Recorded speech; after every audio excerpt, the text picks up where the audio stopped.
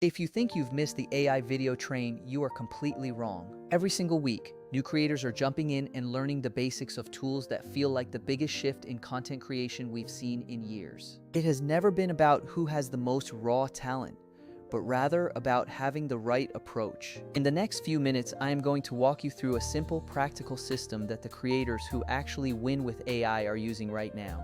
We are cutting out the fluff and sticking to the strategies that let you go from a total beginner to looking like you know exactly what you are doing on camera. Most people who try to get into AI video end up messing it up by trying to overcomplicate everything. They subscribe to 5 different platforms at once and burn through their credits and motivation before they ever learn the basics. That is exactly why I designed this into a simple 3-step roadmap.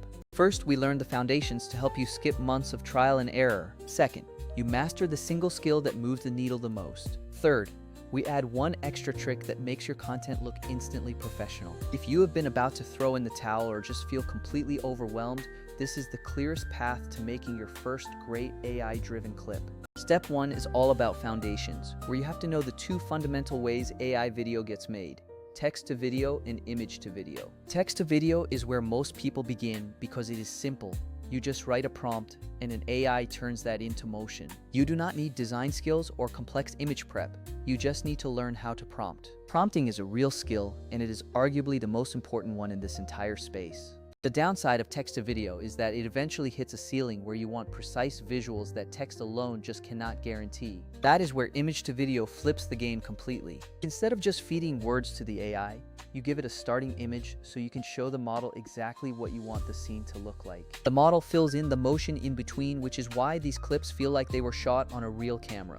You get consistent framing, realistic continuity, and so much more control. Step 3 is how to combine these approaches with a workflow that actually scales. You will generate the frames with an image model, animate them, and then use a separate layer of tooling to cut and package the clips. Before we generate anything, there is a practical reality regarding the dozens of AI generators out there. I have tested a lot of them, and they are not interchangeable. I grouped them into 3 tiers to make your decision easier. Top tier models give you the closest thing to real, hyper-realistic footage. These are expensive per render, but if your priority is cinematic fidelity, this is where you go. Middle tier models are the sweet spot, offering plenty of features at a reasonable price. You trade a tiny bit of photorealism for speed and cost efficiency. Low tier models are great for testing and iterating quickly because they are cheap and surprisingly good. Instead of subscribing to every individual platform, it is smarter to use an all-in-one platform that bundles models together.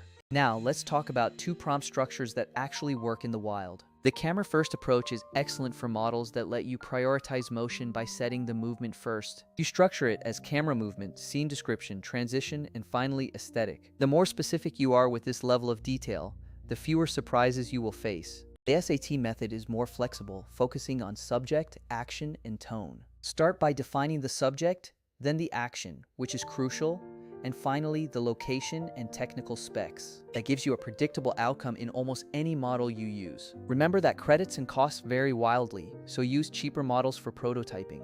Another thing people miss is the power of using image generation to control your characters. Use image-to-video models that support end-frames to define where your clip starts and stops. The AI only needs to animate the middle, which makes the whole process seamless and repeatable. But once you have those clips, you need a system to cut them into shorts and schedule them.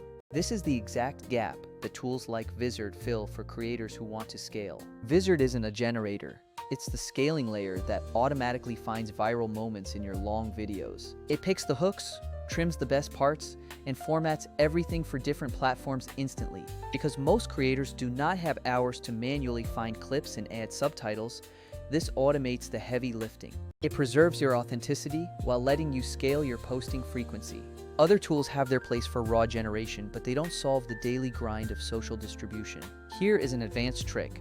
Stitch generated clips together by matching the end frame of one to the start of the next. When you do that, you create sequences that read like one continuous professional scene. Once you have that, use analytics to see which clips land and lean into that specific format. The cycle is simple.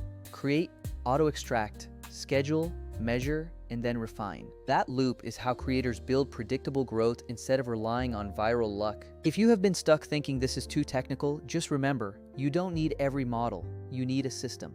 Build the foundation, master the core prompt patterns, and automate your distribution. Try batching an hour of creation and let tools like Vizard spin that into weeks of posts. You will save time, money, and headaches, and actually get your content live on a schedule. That is how creators are winning in the current landscape, and you can start today. Go make something, and if you want a template for your first prompt, just say the word. I will see you on the feed.